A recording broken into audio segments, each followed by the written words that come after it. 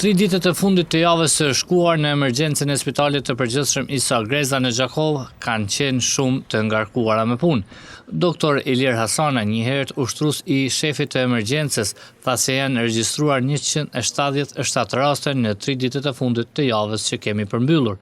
Relativisht të ngarkuar ka qenë, gjithsej për 3 ditë kemi pas 177 pacienta, për i cilëve 26 janë pranuar në spital, kanë qenë pacienta që duhet me trajtu në spitalit. Prej këtyre pacientave 8 aksidente, 1 rraje. Të gjithë pacientat e kanë marrë shërbimin e nevojshëm, janë egzaminu, janë trajtu, ata që janë kanë mulli ushqim deri.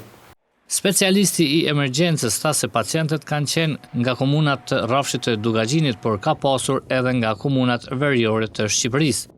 Tu I kemi prej Gjakovës, vinë komunës Ravecit, prej Unikut, një pjesë e Deçanit, vinë këto edhe të Shqipërisë, Pajancurrit, Krumës.